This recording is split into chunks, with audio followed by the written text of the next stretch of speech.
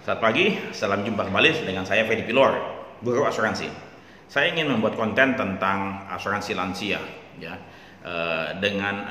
karena ada permintaan dari Pak Gabriel, ya, Pak Gabriel, dia meminta saya atau dia menyampaikan bahwasannya asuransi lansia mahal preminya. Memang benar asuransi lansia mahal preminya. Kenapa? Karena tingkat resiko orang lansia tinggi, ya. Karena kondisi kesehatan lansia juga tidak seperti orang muda yang berusia 18, 25 atau 30 tahun. Sehingga premi asuransi untuk orang lansia tinggi, baik itu premi asuransi jiwa khususnya, premi asuransi kesehatan, ya, dan juga asuransi kecelakaan diri. Nah, kemudian ada tiga solusi, tiga jalan lah, ya. Untuk pertama, asuransi jiwa. Apakah seorang lansia perlu asuransi jiwa? Saya bilang tidak perlu, ya.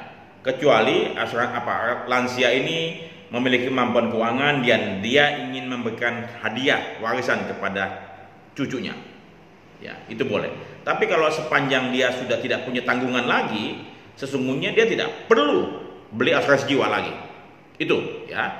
Kalau dia tidak punya tanggungan, maka dia tidak perlu asuransi jiwa. Asuransi jiwa diperlukan buat orang yang memiliki tanggungan dan dia masih produktif kerja. Dan bila mana dia meninggal, penghasilannya hilang, maka orang-orang yang ditanggungnya akan kehilangan biaya hidup. Itu. Jadi lansia yang tidak memiliki tanggungan tidak perlu membeli asuransi jiwa, kecuali dia ingin memberikan warisan kepada cucunya dengan premi yang mungkin lebih mahal. Oke, itu asuransi jiwa. Asuransi kesehatan.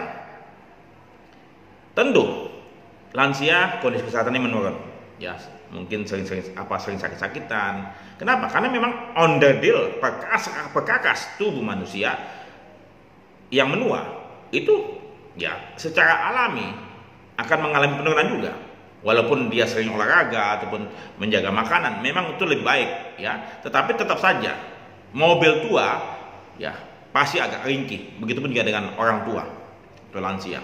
Jadi asuransi kesehatan, perlu nggak dia beli asuransi kesehatan? Karena dia masih memiliki resiko, ya tentu dia perlu asuransi kesehatan.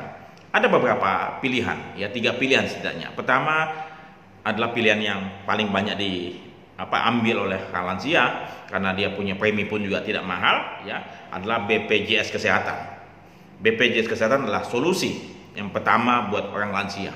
Kenapa? Karena preminya murah dan kemudian tidak ada batasan, ya. Kalau asuransi swasta ada batasan, setahunnya berapa limitnya, katakanlah 50 juta.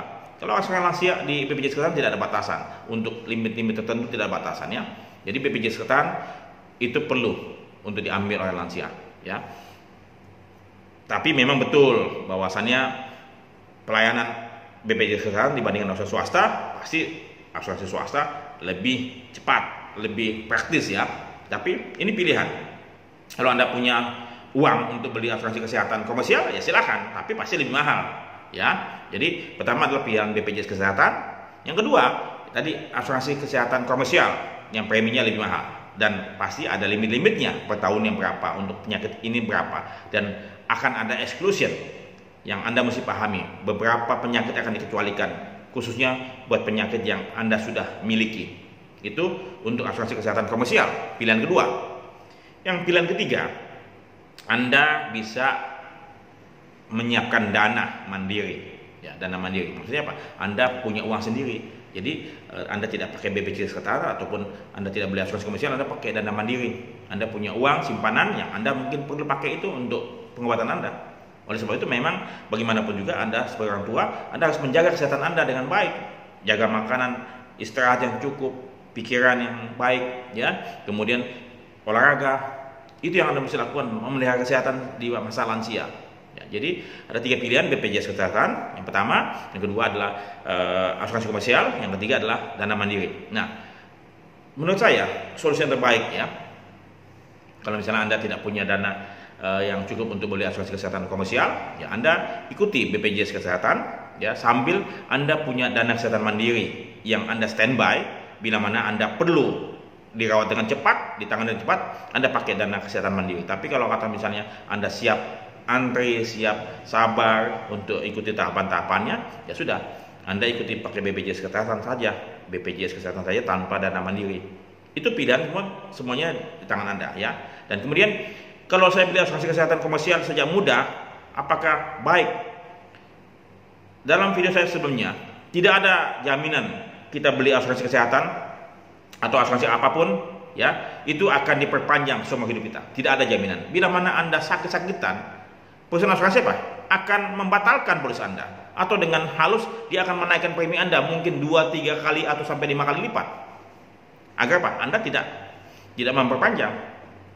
Jadi tidak ada jaminan polis Anda akan diperpanjang seumur hidup bila Anda membeli polis asuransi selagi muda. Tidak ada jaminan.